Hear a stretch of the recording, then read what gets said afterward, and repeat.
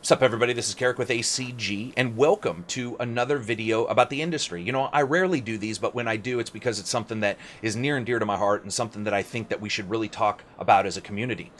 What I'm seeing right now is something that's actually a little bit scary. I discussed this with another YouTuber, and I don't want to say who they are, but we discussed this on Reddit just today about noticing that we are being moved towards more influencers versus actual YouTube reviewers. Now, in the past, I had noticed that some of the PR contacts were slowly changing for me myself, and we're going towards more influencer-based. And I also noticed, in particular in certain companies, review codes were becoming less and less prevalent until the day of. Now, that doesn't mean that more people were getting them. It actually means less people were getting them until the day the game was released, which, as you guys know, is a consumer-based channel. That's sort of against the entire way I want things to be done, at least, you know, in my perfect world.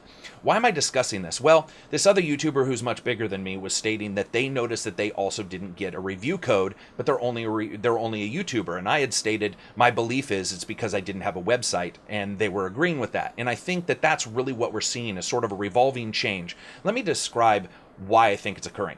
Gamers as a whole are becoming more detail oriented. They know anti-aliasing routines. Many know the difference between a 970 and a 980 and the memory situations that occur on the 970, for example. Many people know that AMD's releasing a new chip, and many people will be able to go out and understand most of the benchmarks. A lot of people understand the difference between the Xbox One and the Scorpio, or the PS4 and the PS Neo, or what the PSVR is going to offer versus the Vive and the Rift.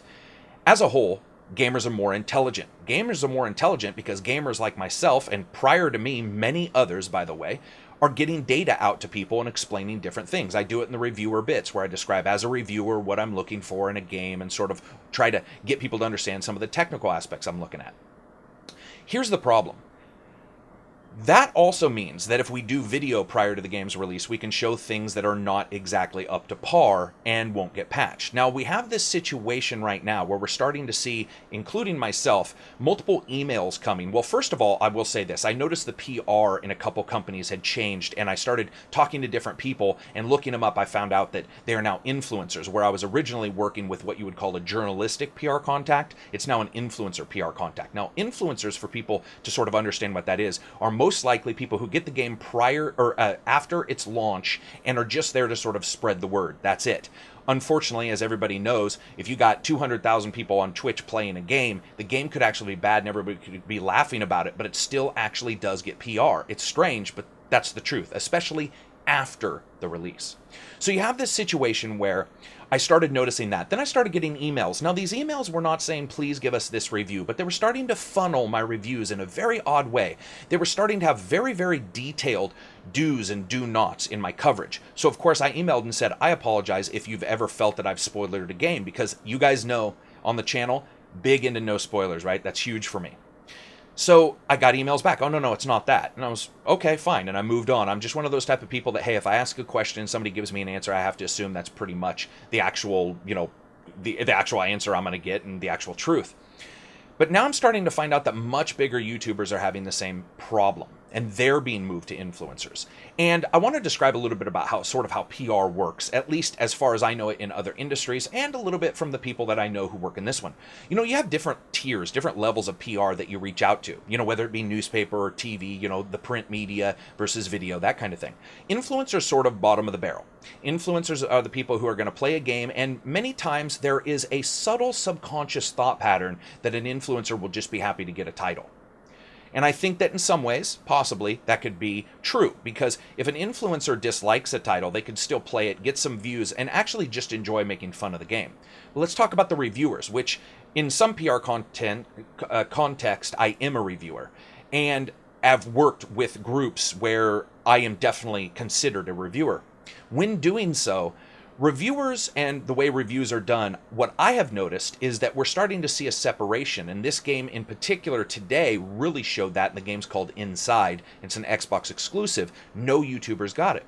So I was like, okay, this could be story, right? This could be story. They don't want to spoiler the story. And then I started looking back from the same companies that I've dealt with and looking at their emails, and I'm like, no, wait a minute, that makes no sense, because you could do a video about this and in no way, shape, or form spoil it. You absolutely could. How do I know that? Because actually some of the games that we've seen have there's been just an absolute complete shutout on video where they said you couldn't show any new video at all, but you can talk about it. You guys probably know what game I'm talking about, where you could only show a very small amount, and then the rest you just had to talk over old footage from a certain company.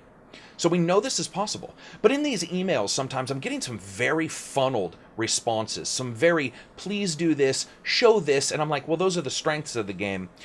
Already, I can tell because of the way the person's talking. What about the way the game just plays? What about the way the game reflects the development track, stuff that I've talked about on the channel? And unfortunately, many of those, just by the way the email is written, aren't able to be seen. For example, if I can't show a later level, I'm not saying spoil anything, I can't show a later level and show later techniques, then can I really accurately describe to you guys the cycle of gameplay of growth and progression on a character's, let's say a character's abilities?